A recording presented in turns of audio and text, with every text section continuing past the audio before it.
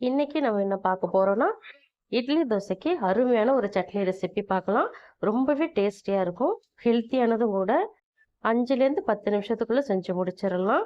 வாங்க இப்ப எப்படி செய்றதுன்னு பார்க்கலாம். அதுக்கு முன்னாடி நம்ம சேனலை சப்ஸ்கிரைப் பண்ணாம பார்க்குறீங்க அப்படின்னா, மறந்துடாம சப்ஸ்கிரைப் பண்ணிக்கங்க. இங்க ஒரு பேன் ஹீட் பண்ணி வச்சிருக்கேன். அதில 1 1/2 டேபிள் ஸ்பூன் அளவுக்கு எண்ணெய் சேர்த்துக்கங்க. எண்ணெய் கம்மியாவே சேர்த்துக்கங்க. அடுப்பையும் லோ ஃப்ளேம்லயே வச்சுக்கங்க. ஒரு 2 ஸ்பூன் நிறையா உளுத்தம் பருப்பு சேர்த்துக்கங்க. சேர்த்துட்டு லோ ஃப்ளேமில் வச்சுட்டு பொன்னிறமாக வறுத்துக்கங்க. உளுத்தம் பருப்பை கருக விட்டுறக்கூடாது. இதில் வந்து கடலைப்பருப்பு சேர்க்க தேவையில்லை. உளுத்தம் பருப்பு மட்டும் போதும். இப்போ பார்த்தீங்கன்னா உளுந்து நல்லாவே செவந்து வந்திருக்கு பாருங்க. நல்லா ஈவனாக நமக்கு கோல்டன் ப்ரௌனில் கிடச்சிருக்கு. இந்த ஸ்டேஜில் வந்து 3 மீடியம் சைஸ் வெங்காயம் எடுத்திருக்கேன். மெஷரிங் கப்பால் 1 கப் அளவுக்கு வந்திருக்குது வெங்காயம். அதை நான் சேர்த்துக்கிறேன். அதே போல் தக்காளி பெரிய சைஸில் 2 தக்காளி பழம் எடுத்திருக்கேன். நல்லா பழமாக எடுத்துக்கோங்க. அது போல் மெஷரிங் கப்பால் வந்து 1 1/2 கப் அளவுக்கு வருது. காரத்துக்கு தகுந்த மிளகாய் சேர்த்துக்கலாம். நான் காஞ்ச மிளகாய் 5, பச்சை மிளகாய் ஒரு 4 சேர்த்துருக்கிறேன். பூண்டு ஒரு 6 பல் அளவுக்கு சேர்த்துக்கோங்க. பெருசாக இருக்கிறதுனால ஒரு 6 சேர்த்துருக்கேன். சின்னதாக இருந்தால் 8 அல்லது 9 சேர்த்துக்கோங்க. இது எல்லாத்தையுமே இப்போது மீடியம் ஃப்ளேமில் வச்சுட்டு நல்லா வதக்கி விடுங்க. எந்த அளவுக்கு வதக்கணும் அப்படின்னா, வெங்காயம் தக்காளியும் வந்து ஒரு 70லேருந்து 80% அளவுக்கு வதங்கி குக்காகி வரணும். அது வரைக்கும் வதக்கிக்கங்க. ரொம்ப ஓவர் குக் ஆகிடக்கூடாது. தக்காளி மசிகிற அளவுக்கு வதக்க தேவையில்லை. இந்த அளவுக்கு வதக்குனீங்கன்னா போதும். தக்காளி வந்து நல்லா வதங்கியிருக்கணும். ஆனால் ரொம்ப மசிகிற அளவுக்கு வதங்கிடக்கூடாது. இந்த ஸ்டேஜில் ஒரு அரை கைப்பிடி அளவுக்கு ஃப்ரெஷ்ஷான கருவேப்பிலை சேர்த்துக்கங்க.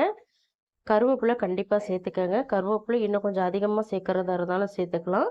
இது கூட அரை மூடி அளவுக்கு தேங்காய் துருவல் எடுத்து வச்சுருக்கேன். அதையும் சேர்த்துக்கலாம். இது வந்து மீடியம் சைஸ் தேங்காய். ரொம்ப பெருசாகவும் இல்லாமல் சின்னதாகவும் இல்லாமல் மீடியம் சைஸில் தேங்காய். அரை மூடி தேங்காய் துருவி சேர்த்துருக்கேன். மீடியம் ஃப்ளேமில் வச்சு ஒரு 20லேருந்து 30 செகண்டுக்கு நல்லா வதக்கி விடுங்க.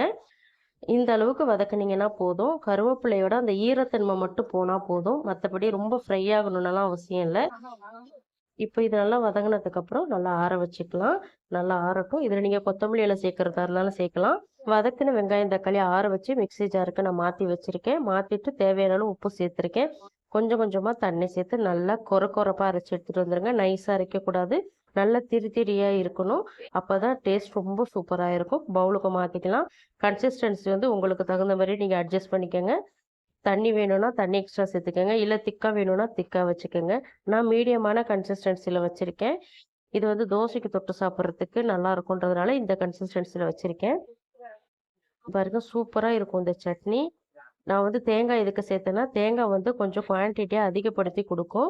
அதனால தான் நான் தேங்காய் சேர்த்துருக்கேன். உங்களுக்கு தேங்காய் விருப்பம் இல்லைன்னா நீங்கள் தாராளமாக ஸ்கிப் பண்ணிடலாம். தாளிக்கிறதுக்குன்னு பார்த்தீங்கன்னா, எண்ணெய் 2 டீஸ்பூன், கடுகு 1/2 டீஸ்பூன், ஒரு கொத்து கருவேப்பிலை தாளித்து இதில் சேர்த்துக்கோங்க. உங்களுக்கு தேவைப்பட்ட காஞ்ச மிளகாய் கூட சேர்த்து தாளிச்சுக்கலாம். இந்த சட்னி ரெசிபி உங்களுக்கு பிடிச்சிருக்கும் நம்புறேன். பிடிச்சிருந்தால் லைக் பண்ணுங்கள். உங்கள் ஃப்ரெண்ட்ஸ் அண்ட் ஃபேமிலி மெம்பர்ஸ் எல்லாருக்குமே ஷேர் பண்ணி விடுங்க. இது போல் நிறைய டேஸ்டான ரெசிபிகளை தெரிஞ்சுக்க அனிதா டேஸ்ட்டுக்கான தமிழ் சேனலை சப்ஸ்கிரைப் பண்ண மறந்துடாதீங்க. தேங்க்ஸ் ஃபார் வாட்சிங். நாளைக்கு இன்னொரு வீடியோவில் சந்திக்கலாம். பாய்.